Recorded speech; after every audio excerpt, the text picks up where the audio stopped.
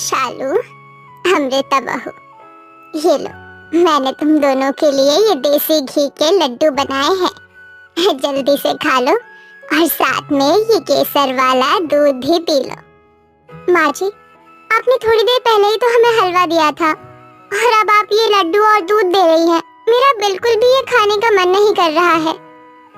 हाँ माँ जी, आप इसे यहाँ रख दीजिए, हम थोड़ी देर में खा लेंगे। ठीक है बहू, लेकिन खा लेना।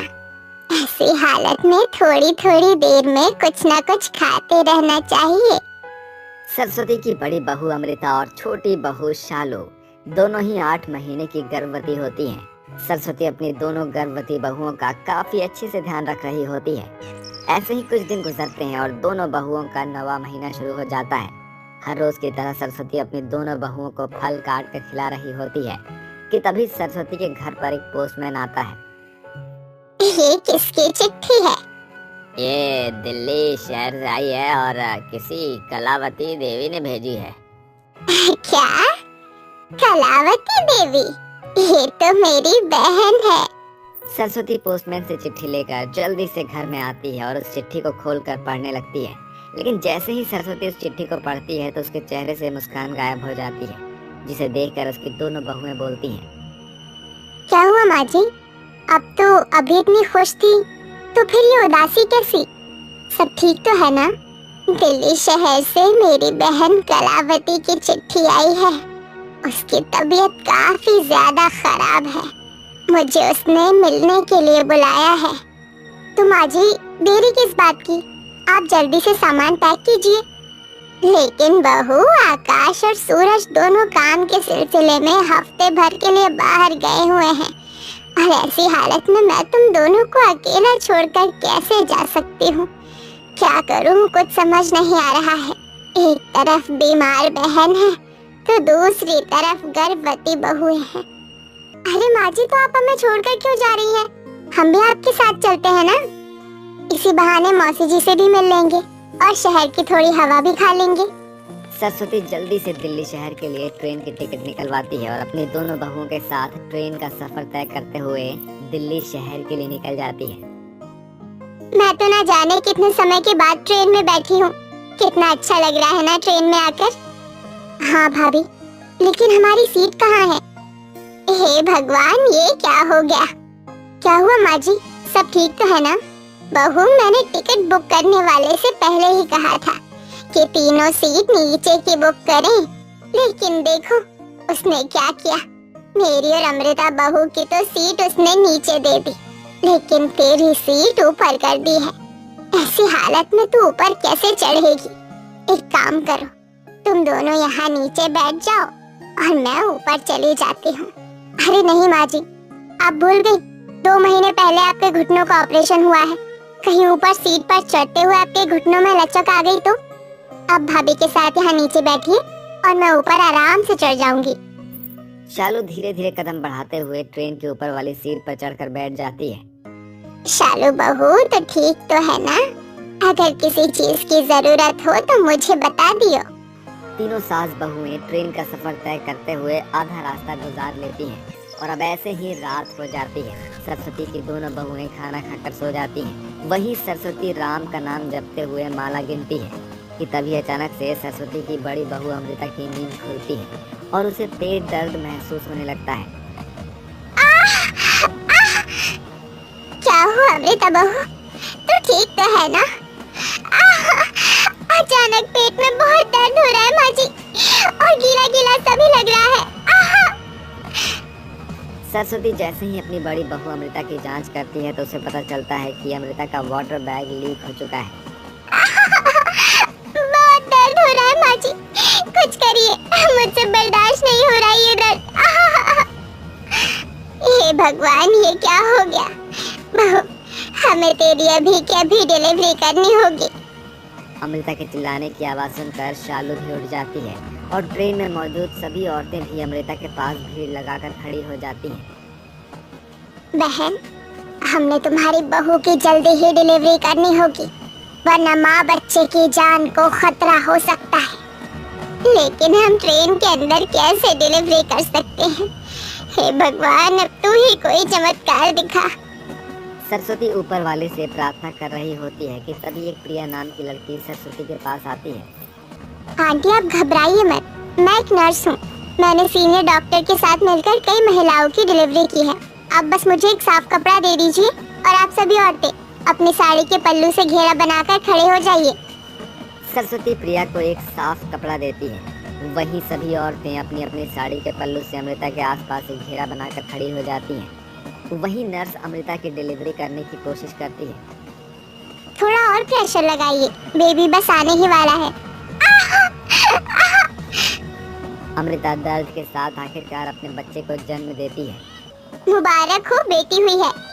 कितनी खुशनसीब है, हमारे घर लक्ष्मी ने जन्म लिया है। अमृता बहू, तेरा बहुत बहुत शुक्रिया। कितनी प्यारी बेटी हुई है तेरी, बिल्कुल तुझ पर गई है।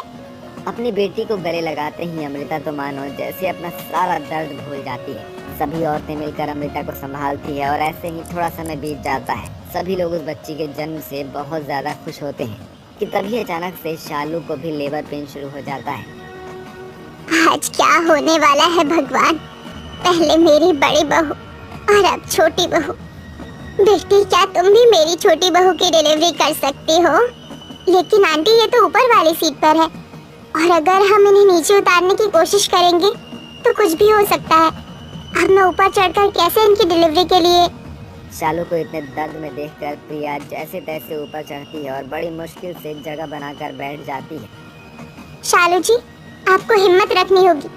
प्रिया अपनी पूरी जान लगाकर शालू की डिलीवरी करने की कोशिश करती है, लेकिन शालू के पेट में बच्चा घूम चुका था, जिसके चलते शालू की नॉर्मल डिलीवरी नहीं हो पा रही थी। क्या हो रहा है मेरी बहू को? ये बच्चे को जन्म क्यों नहीं दे पा रही है? लगता है इनके पेट में बच्चा घूम गया है। बिना ऑपरेशन के इनकी डिलीवरी हो पाना बहुत मुश्किल है। स्टेशन में तो अभी पूरे 1 घंटा है। जब तक हम लोग क्या करेंगे? कहीं होने वाली माँ और उसके बच्चे को कुछ हो गया तो? नहीं नहीं, मेरी बहू और उसके बच्चे को कुछ नहीं होगा। भगवान, अब तो ही अपना कोई करिश्मा दिखा। बिना ऑपरेशन के डिलीवरी होना बहुत ही ज्यादा मुश्किल था, लेकिन प्रिया हार नहीं मानती है और अपनी पूरी कोशिश करती है। अब तो बिना ऑपरेशन करे इस बच्ची को बाहर लाना होगा। देखिए, जो करने जा रही हूँ उससे आपको ऐसा ही नहीं दर्द होगा, लेकिन आपको इस दर्द को सहने की पूरी हिम्मत रखनी होगी। प्रिया अपनी पूरी ताकत लगाकर शालू के पेट को घुमाने लगती है, जिसके चलते पेट के अंदर पल रहे बच्चे का भी पोजीशन अब बदलने लगता है और वो धीरे धीरे कोख से बाहर निकलने लगता है। लेकिन ये दर्द इतना ज्यादा होता है कि अब धीरे धीरे शालू बेहोश होने लगती है। नहीं शालू, तुम बेहोश नहीं हो सकती। तुम्हारी आंखें खुली रखना जरूरी है। अगर तुम बेहोश हो गई तो डिलीवरी नहीं हो पाएगी। शालू बहू, बस थोड़ी देर और, बच्चा आने ही वाला है। उस बोगी में मौजूद सभी लोग हाथ जोड़कर भगवान से प्रार्थना करने लगते हैं और उनके सच्चे दिल से की गई प्रार्थना स्वीकार हो जाती है। प्रिया की कोशिश रंग लाती है और शालू की डिलीवरी हो जाती है। जहां ट्रेन के अंदर नीचे जेठानी ने एक प्यारी सी बेटी को जन्म दिया था, वहीं ऊपर देवरानी ने एक प्यारे से बेटे को जन्म दिया था। ये देखिए, कितना प्यारा बेटा हुआ है। ये भी बिल्कुल अपनी माँ पर गया है। आज तक सुना था कि भगवान के घर देर है अंधेर नहीं, लेकिन आज देख भी लिया है। भगवान, तूने मेरी दोनों बहू को सही सलामत रखा और इन्हें प्यारे प्यारे पोता पोती दिए। आज के बाद मुझे तुझसे कुछ और नहीं चाहिए। धन्य हो भगवान तेरा। लेकिन असली कमाल तो भगवान की भेजी हुई इस बिटिया ने किया है। अगर ये ना होती तो ना जाने कैसे आपकी दोनों बहू की डिलीवरी होती। ना जाने कैसे मैं तुम्हारा एहसान चुकाऊंगी। तुम तो मेरे लिए साक्षात देवी का रूप बन कर आई हो। अरे नहीं आंटी जी, ये तो मेरा फर्ज था। थोड़ी देर में स्टेशन आने वाला है। मैंने अपने सीनियर डॉक्टर को कांटेक्ट कर दिया है। वो लोग भी स्टेशन पर पहुंचने ही वाले होंगे। बच्चे और उनकी माँ को हमें कुछ चेकअप के लिए अस्पताल में एडमिट करवाना होगा। 1-2 दिन में माँ बच्चे दोनों को डिस्चार्ज मिल जाएगा। थोड़ी देर में ट्रेन स्टेशन पर रुकती है और हॉस्पिटल वर्कर्स दोनों देवरानी जेठानी और उनके बच्चों को अस्पताल में एडमिट करवाते हैं कि तभी सरस्वती स्टेशन और ट्रेन में उस नर्स को ढूंढने लगती है। अरे बहन जी, आपने उस नर्स को देखा? कब से ढूंढ रही हूँ, मिल ही नहीं रही। बहन जी, मैं भी उसे ही देख रही थी। जैसे ही ट्रेन स्टेशन पर आकर रुकी, ना जाने वो कहाँ गायब हो गई। सरस्वती हर जगह प्रिया को ढूंढती है, लेकिन प्रिया उसे कहीं भी नहीं मिलती। तभी सरस्वती एक वार्ड बॉय से प्रिया के बारे में पूछता है। माता जी, हमारे अस्पताल में तो कोई भी प्रिया नाम की नर्स है ही नहीं। लगता है आपको कोई गलतफहमी हुई है। हमें तो किसी औरत का कॉल आया था, तभी हम लोग यहाँ पर आए हैं।